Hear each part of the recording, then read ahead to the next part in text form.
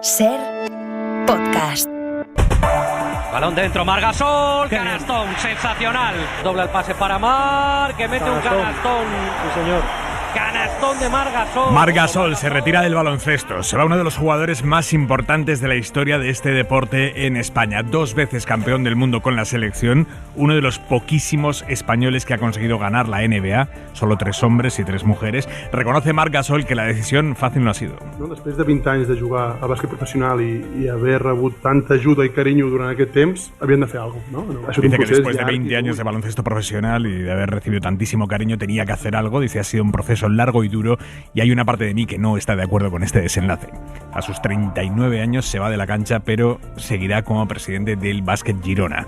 Si quieren escuchar el deporte, esta noche lo tienen todo en la antena de la SER con Carrusel Deportivo. Nosotros seguimos en SER Más y en los móviles con la actualidad que nos lleva a Bruselas.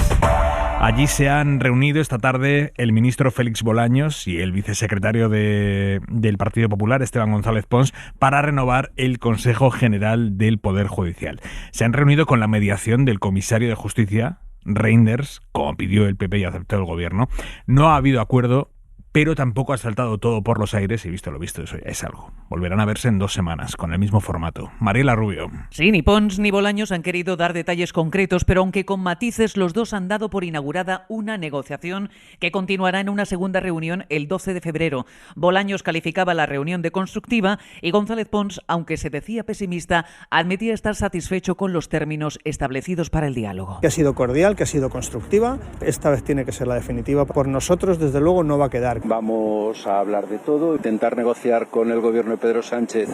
Cuando uno defiende la independencia de los jueces no le permite a uno ser optimista, pero no le voy a negar una oportunidad a este proceso de diálogo estructurado porque cumple con las expectativas que teníamos. En Génova aseguran que con ese hablar de todo se refieren a que se va a abordar un cambio en el sistema de elección de los jueces, aunque no aclaran en qué términos. Pero quien ha sido hoy muy concreto ha sido el comisario Reinders, que en un breve comunicado ha recordado que su recomendación sigue siendo renovar primero y pactar después un nuevo modelo para elegir a los jueces. Ambas partes, dice Reinders, y esto es clave, han aceptado hoy garantizar que se lleva a cabo esta recomendación. De este modo, de acuerdo con el comisario, el PP cedería, asumiendo que antes de un cambio de modelo, primero tendrá que renovar el Consejo. Y el Gobierno, por su parte, también cedería, asumiendo que tendrá que dar pasos hacia un cambio futuro en el sistema de elección si quiere renovar el máximo órgano de los jueces. Y la negociación que está pendiente también, muy a pesar del PSOE, es la de la ley de amnistía, después de que Junts impidiera ayer que la norma saliera adelante en el Congreso. El gobierno se mantiene hoy en que no van a tocar nada referido al terrorismo, por mucho que Junts gesticule. David Junquera, buenas tardes. Buenas tardes. El gobierno dice, hasta aquí hemos llegado. Mire, la ley es impecable. Impecable. Absolutamente impecable. Y yo es lo que le garantizo, que la ley será constitucional, impecable y ajustada al derecho europeo. Y a la vez reconoce que igual se puede llegar un poquito más allá. Desde el primer día dijimos que el texto podía incorporar alguna enmienda técnica menor, pero no nada que pudiera poner en peligro la propia seguridad de la norma, porque algunas de las enmiendas que este grupo político quería incorporar repercuten en esa seguridad de la norma. Eran Bolaños en la SER y Montero en RACU. El matiz es importante. Se pueden hacer modificaciones técnicas, pero no tocar nada mollar que ponga en riesgo la constitucionalidad de la ley. Una visión que de momento no seduce a Junts. Jordi Turull. Si no es mou d'aquí i no vol que hi hagi una llei allò blindada, que sigui integral, no està complint el que nosaltres vàrem acordar. Ambas partes no ocultan que sus posturas están alejadas y que tienen que sentarse a hablar, y el resto de grupos se muerden las uñas preocupados por el devenir de la legislatura. Vamos a escuchar a Bildu y PNV, en boca de Otegi y Urkullu. No es un problema de legislatura o no, es un problema de impedir que la extrema derecha llegue al gobierno, porque eso es lo que está en juego. La gobernabilidad, la estabilidad de la gobernabilidad es la que me preocupa. Ese es el fantasma que quiere conjurar Moncloa, que insiste en que queda legislatura estable para rato. Y luego está el PP y su estrategia de retorcer lo que pasó en Cataluña en el año 2017 para hacerlo encajar con el terrorismo. Feijóo en Antena 3. Mire, el terrorismo es terror. Y en Cataluña hubo momentos, días de absoluto terror. Y ahora ya le corresponde a los jueces tipificar este tipo de actos y este tipo de conductas. Lo que es evidente es que lo que pasó en Cataluña es puro terror. Y es puro fascismo. La futura líder de los socialistas valencianos, Diana Morant, acaba de explicar en Radio Valencia, en la SER, el acuerdo al que ha llegado con sus oponentes para configurar una lista conjunta, la Secretaría General del PSPB. Lo que necesita el Partido Socialista a día de hoy es un proyecto unido en el que, después de escuchadas las bases y la militancia, salga a nuestro objetivo, que es sacar a las derechas y a Vox del gobierno de la Generalitat, porque entendemos que es un gobierno malo para la sociedad. Vamos a volver a Bruselas porque la Comisión Europea ha hecho hoy alguna concesión ante las protestas de agricultores que se extienden por todo el continente con muchísima fuerza en países como Francia, Italia, Alemania. Mañana hay convocada una tractorada en Bruselas, coincidiendo con la reunión del Consejo Europeo, y ante esto la Comisión propone aplazar por un año la norma que obliga a los agricultores a mantener parte de sus tierras en barbecho, norma que iba a entrar en vigor este año. No es la principal queja de los agricultores, pero sí una de ellas. Joan Jimeno, buenas tardes. Buenas tardes. Es un gesto de la Comisión a los agricultores que extienden sus protestas por Europa. Propone un cambio de condiciones para cumplir con la nueva política agraria y acceder así a las ayudas europeas. En vez de dejar en barbecho un 4% del terreno, sembrar cultivos que regeneren la tierra, como lentejas o guisantes. En definitiva, un alivio en las exigencias anunciado por el vicepresidente de la Comisión, Maroš Šefčovič. We want to clearly demonstrate que ha querido dejar claro que escuchan a los agricultores y que buscan soluciones. Ahora tienen que avalar esto los países miembros. Esto mientras unos 1.000 tractores van camino a Bruselas en una protesta en la que va a participar una delegación de COAG, que es una de las patronales mayoritarias del sector español. Sus reivindicaciones van mucho más allá que este tema del barbecho. Piden que la Unión Europea cancele acuerdos de libre comercio como el de Mercosur. Aquí en España, el ministro de Agricultura se reunirá con representantes de las principales asociaciones este viernes, pasado mañana, con la intención de frenar las movilizaciones anunciadas ayer por todo el país. Por cierto, los políticos franceses siguen con su campaña de desprestigio a los productos que llegan desde España.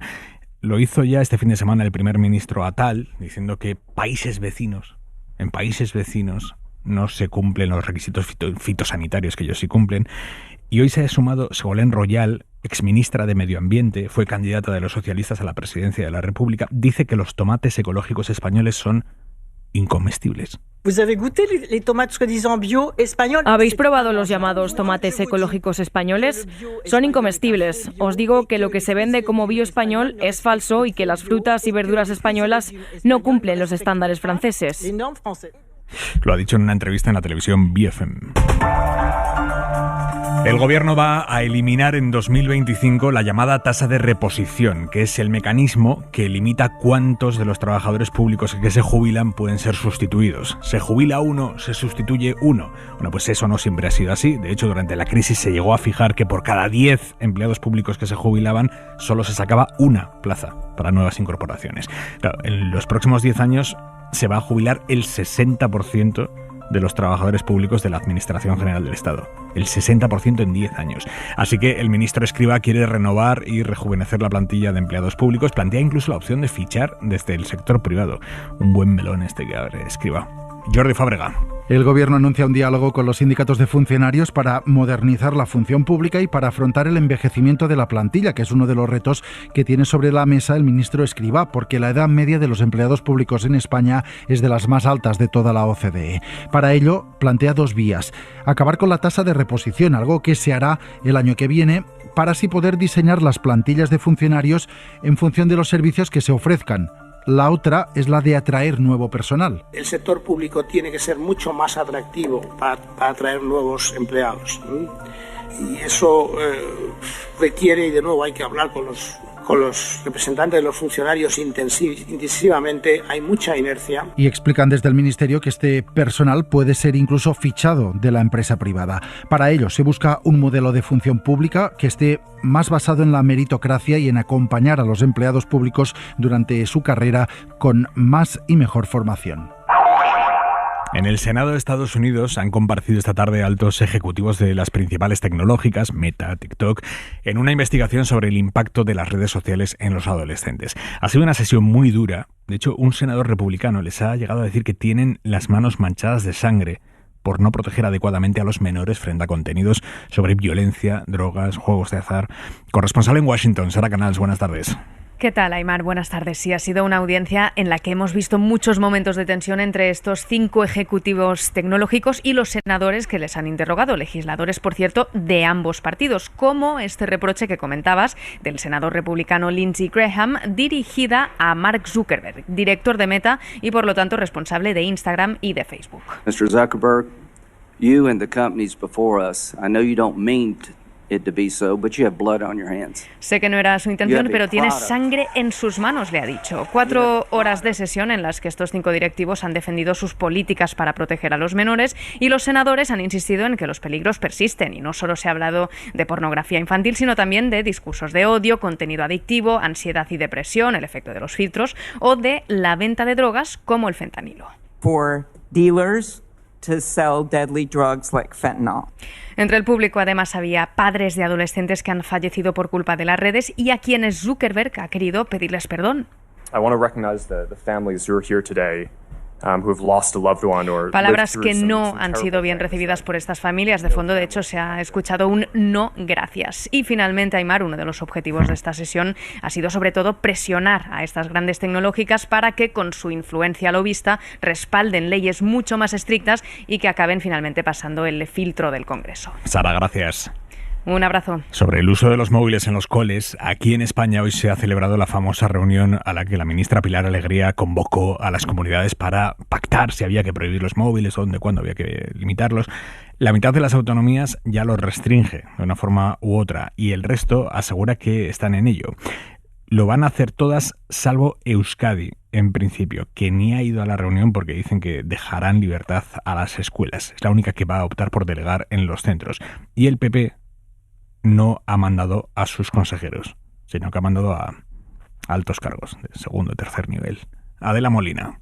La ministra de Educación quita hierro a la ausencia de la mayoría de los consejeros en la reunión de esta mañana. Cree que ha sido positiva y que lo fundamental es dar respuesta a una preocupación social como es la de los móviles en colegios e institutos. También responde a las comunidades del Partido Popular que acusan al Ministerio de llegar tarde a un tema que muchas autonomías ya han resuelto. Pilar Alegría en declaraciones a la SER. Yo me quedo con los pasos en positivo y la mirada hacia adelante, porque fíjese, el 13 de diciembre tuvimos este primer debate, el 13 de diciembre, y en ese momento solo había 4 comunidades autónomas que habían regulado sobre esta cuestión. Ya han sido 7 las comunidades autónomas que lo han aprobado en este mes de enero del 2024. Del encuentro no ha salido ninguna postura común o un documento concreto, pero sí ha servido para constatar que hay consenso en la necesidad de regular los móviles en los centros educativos y en cómo hacerlo. Prohibición total en infantil y primaria y restricción en secundaria, salvo que lo indique el profesor por un motivo educativo. Todas las comunidades comparten esa línea, respaldada también por el Ministerio y el Consejo Escolar del Estado. Únicamente Euskadi seguirá delegando en los centros educativos. Mañana Cataluña aprobará la emergencia por sequía. Cataluña y Andalucía son las comunidades más castigadas por falta de agua. En la SER, en Hoy por Hoy, hemos hecho esta mañana una radiografía de la sequía. ¿Dónde golpea más?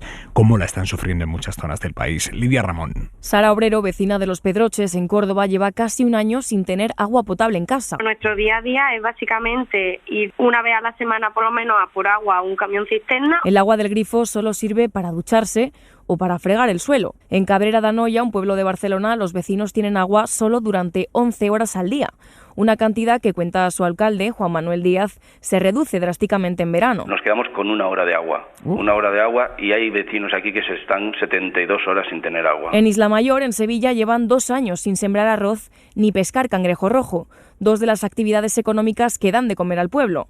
La situación es insostenible para su alcalde, Juan Molero. Si la situación antes era preocupante, pues cada vez se vuelve ya casi incluso crítica. Necesitan que llueva, lluvia que, según Marcelino Núñez, portavoz de la Agencia Estatal de Meteorología, parece que no va a llegar, ni siquiera en primavera. Pueden darse lluvias, pero no vemos esa señal. La mejora de la gestión del agua, según apunta el investigador del CSIC, Enric Vázquez, pasa por conocer bien cuál es la oferta y la demanda del agua. Es cuando podremos diseñar unos usos adecuados a esos números que tenemos y en cada caso pues nos tendremos que adaptar a ello. Mientras, las consecuencias de la sequía han obligado ya a tomar medidas urgentes en Cataluña y en Andalucía. Y a corto plazo, mañana, ¿qué?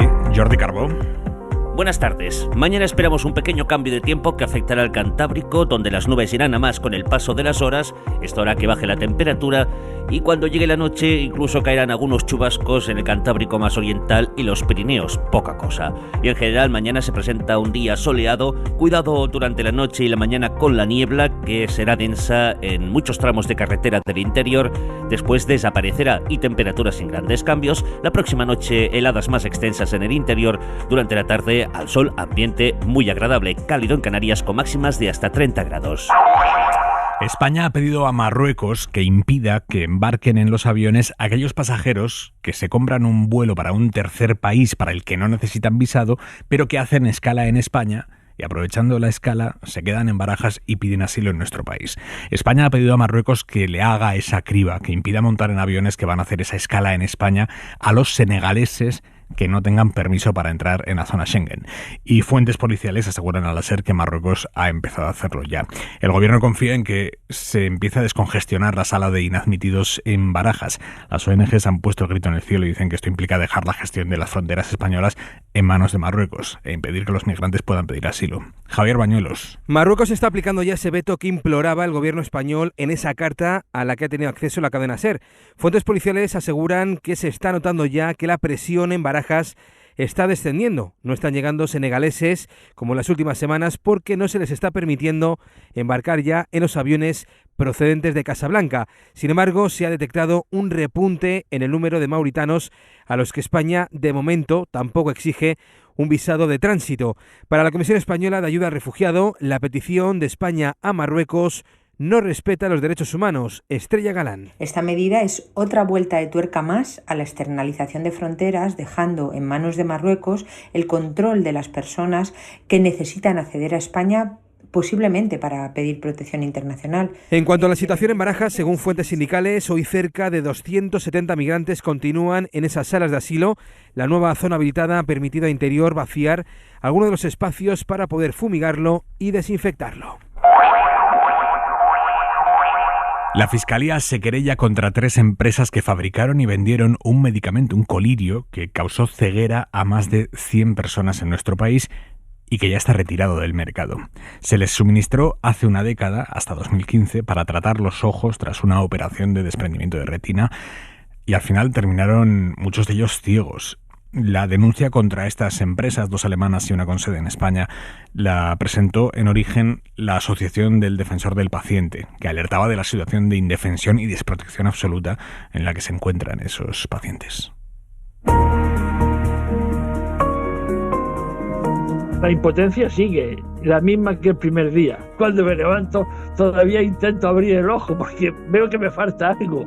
Digo, no, si está abierto, lo que pasa es que no veo. El primer día de la nueva vida de Francisco López fue el 15 de octubre de 2014, cuando le operaron de un desprendimiento de retina. Le echaron el colirio a la octa en el ojo derecho y dejó de ver. Me atrofió el nervio óptico, es decir, que lo dejó totalmente atrofiado y eso ya no tiene marcha atrás. Y entonces, pues del ojo derecho, que fue la intervención, puede ser totalmente ciego, ahí no veo nada. Negro totalmente. La vida le cambió de un día para otro, ya no trabaja de mecánico. No podía realizar mi trabajo como se tenía que hacer. Un acuerdo y despedido. Y tampoco se mueve como antes. No calcula las distancias y no te manejas bien. Ni la altura, va andando por la acera. Si hay una acera, Marta, que otra tú tropiezas, eso no lo calcula. Conducir de noche yo no conduzco ya. Yo de noche no conduzco porque no estoy seguro y no conduzco. Fue a juicio contra la aseguradora del laboratorio y ganó en primera instancia. Decía el titular que fue muy escandaloso. Un mecánico de tal será indemnizado con 370.000 euros. Eso es lo que se publicó pero estamos a cero. Está esperando a que la justicia se pronuncie sobre el recurso que presentó la aseguradora del laboratorio. Información de Marisol Rojas. Hora 25. Aimar Bretos. Prisión permanente revisable para una mujer de Godelleta, en Valencia, que intentó matar a su marido de todas las formas posibles. Acabó ahogándolo y enterrándolo en un foso con sosa cáustica. Ella dijo en el juicio que era él quien quería acabar con su vida, que ella solo lo ayudó porque sufría una enfermedad degenerativa, pero el Tribunal Supremo descarta esa tesis del suicidio asistido por la crueldad del método con el que ella la mató. Alejandro Becerra. La sentencia se fija en el sofisticado plan de ejecución y el modo en el que la mujer se deshizo del cadáver para concluir que de ningún modo ayudó a su marido a acabar con su vida. Primero obligó al hombre, afectado de una grave enfermedad neurológica, a inhalar gas butano en el coche, después le propinó varios golpes y finalmente le asfixió con un cordón de zapato. Una vez muerto, echó sosa cáustica sobre los restos del hombre y lo enterró en una zanja de una finca rústica de la Godelleta, en Valencia. Durante el juicio, la mujer llegó a decir que roció con sosa cáustica el cadáver no para descomponerlo, sino para acabar con las malas hierbas del jardín. El Supremo dice ahora que el hombre, aunque manifestó en alguna ocasión su deseo de morir, en ningún momento solicitó de forma expresa y activa que su mujer participara en su propia muerte. Los magistrados además señalan que elevar la pena de 25 años a prisión permanente no supone saltarse el principio por el que está prohibido juzgar dos veces el mismo hecho. Dicen que la muerte de una persona especialmente vulnerable por su discapacidad siempre será más grave que la muerte intencionada de otra persona que no lo es. Recordarán el caso del Villa de Pitancho, el pesquero español que se hundió en febrero de 2022 en aguas de Terranova, en Canadá. Murieron 21 de los 24 tripulantes. Ahora, el informe de los peritos concluye que todo fue por un error del capitán, que no percibió bien el riesgo y tardó mucho en dar la orden de salir del barco. Ratifican así la versión del superviviente frente a la del patrón, que habló en todo momento de un fallo del motor. Radio Galicia, Ainhoa Pestegui. Los peritos judiciales que han analizado las grabaciones en el pecio del Villa de Pitancho concluyen que el pesquero se hundió arrastrado por el peso de la red. El informe técnico va más allá y habla también como causa más probable de un error humano del capitán, que tuvo una falta de percepción cabal del riesgo de hundimiento que suponía seguir faenando en esas condiciones y la maniobra que realizó para liberar el aparejo del fondo marino. El informe corrobora la versión de uno de los tres supervivientes, Samuel, que contradecía la de los otros dos, el patrón del barco y su sobrino, que sostenían que todo ocurrió porque el motor se paró de forma repentina.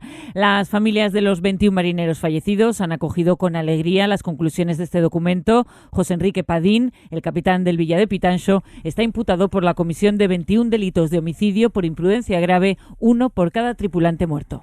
Piensen en el año 2020, pandemia. ¿Cuánto tardaron en volver a ser felices después del confinamiento por el COVID? Según un estudio a partir de los tweets de 450 millones de ciudadanos del mundo, las sociedades occidentales tardamos entre 2 y 3 semanas en recuperar la felicidad previa a ese momento. Javier Ruiz Martínez. El estudio, publicado en la revista científica PLOS ONE, se titula Reacción a los grandes shock colectivos. Ha estudiado por primera vez los mensajes en la red social X, antes Twitter, que escribimos los habitantes de 10 países del mundo, entre ellos España, en dos momentos clave de nuestra historia reciente. El primero es este. Para decretar el estado de alarma. Y el segundo, este otro.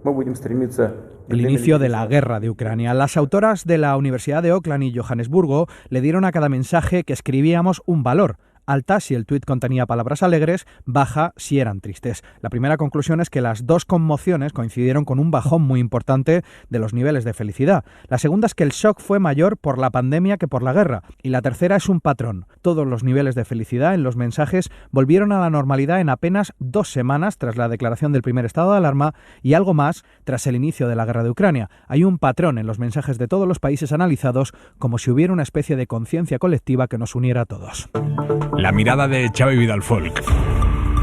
¿Quién será el último en levantarse de la silla?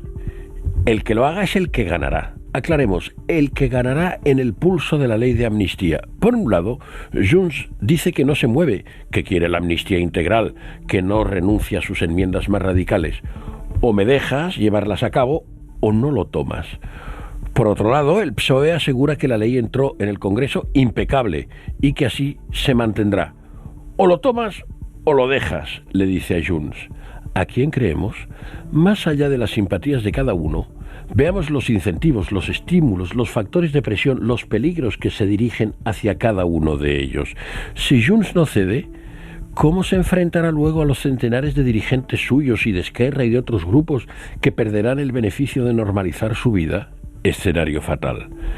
Si el PSOE cede a las enmiendas de Junts que considera incorrectas, se arriesga a que el Tribunal Constitucional se cargue la ley. Una ley capital para su legislatura y para su credibilidad, por lo mucho que se ha empeñado en ella.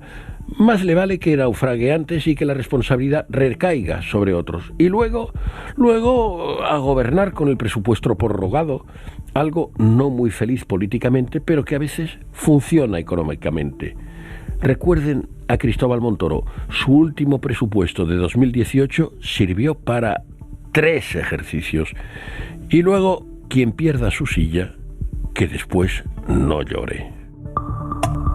Para no perderte ningún episodio, síguenos en la aplicación o la web de la SER, Podium Podcast o tu plataforma de audio favorita.